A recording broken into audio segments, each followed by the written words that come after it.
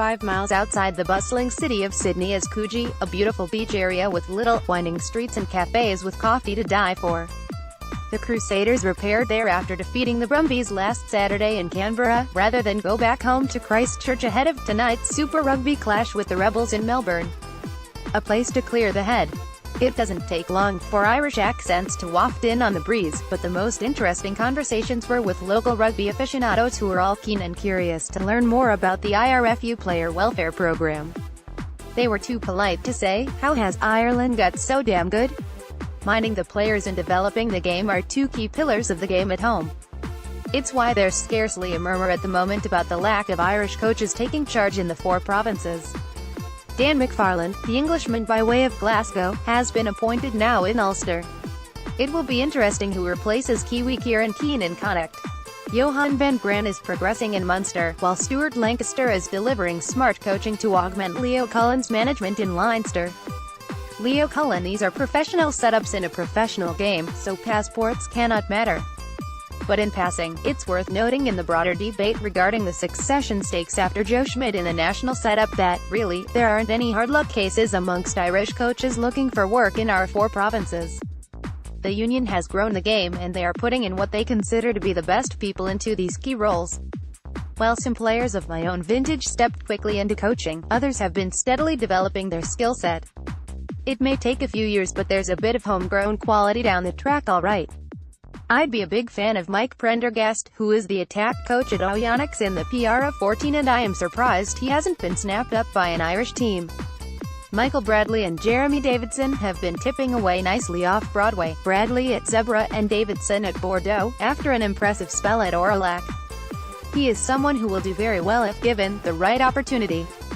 The goalposts on what constitutes a good coach are changing rapidly. You read up on conference papers now from across the world, and it seems a coach's responsibilities begin and end with handing over ownership and responsibility to the players from the get-go. This is where things get a little too theoretical for my liking. 4.5 months in New Zealand has already utterly transformed my view of coaching. I have learned so much from the teaching aspect of coaching and how to get players to respond. How connecting with people and understanding what motivates the player is fundamental. Certainly, in my initial spell in France, it was all about telling players what you wanted from them. Walkthroughs and so on. There's a saying I've heard here: tell me and I will forget. Show me and I may remember. Involve me and I will understand. Dan Carter and Ronan O'Gara: undoubtedly, empowering players is the way things are going, but let's not sideline the coaching expertise just yet. Any dressing room will fail without a game plan. TIMG, Dan Carter and Ronan O'Gara, agent 17_large.jpg. TIMG, the happy medium is delivering that structure and expectation through the team leaders. Meet with them, go through the requirements, and they deliver the key points to the squad to ensure buy-in. A coach who is not directing operations in an overall context is essentially a facilitator. It's just a question of how his guidance and thoughts are perceived by the group. You can still pass on ownership of the game plan to the dressing room. This idyllic notion that you simply allow players trial and error their way to a solution is a bit too simplistic to my mind. One of the many fortuitous breaks I got in rugby, and in life, was coming through at the same time as a remarkable group of leaders in Munster. We had a unique set of people who could figure their way out of the tightest spot. Defeat was never accepted. As Alex Ferguson might say, we just ran out of time on occasions. But we always had a game plan in the first instance. The Crusaders' philosophy is all about the individual, his well-being, mindfulness.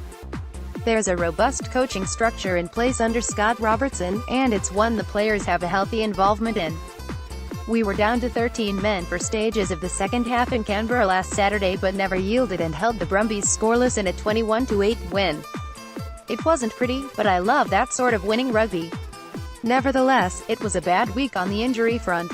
We have lost hooker Ben Funnell to an ACL, lost a back row, Tom Sanders, who re-broke his leg, while Luke Romano fell awkwardly and did his ankle ligaments. Israel Dag was only returning after a lengthy spell on the sideline with a complicated knee injury, and he was clobbered around the neck by Brumbies winger Chance Penney, and the fall tweaked his knee again. Thankfully it doesn't appear to be a long-term problem. Penney received a 5-week ban for his troubles. Because rugby union competes with league and the AFL in Melbourne, on top of global events like Formula 1 and the Melbourne Cup, the poor form of Australia's Super Rugby franchises means the game is getting pushed down the pecking order in this most sporting of cities. The local wisdom here is that the Wallabies will still be competitive in 2019, but as a barometer of what direction the national team is going, the Test series with Ireland next month is very important to Wallaby fans.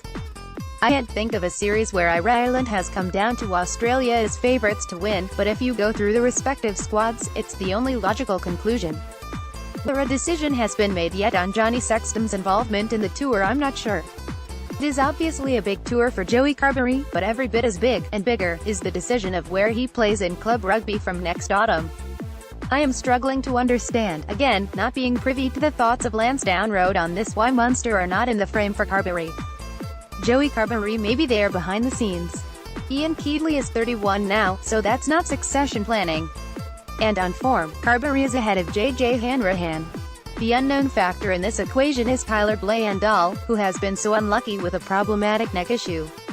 One presumes if he is fit, he starts for Munster next season, hence coming into the frame for Ireland. But we aren't sure when Tyler is available again to resume his professional career.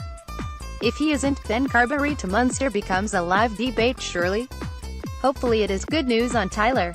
If so, he's the one looking to challenge Johnny for the World Cup with Carberry. But if Tyler's injury problems persist, it makes sense for Munster and for the national team to have Carberry in Munster.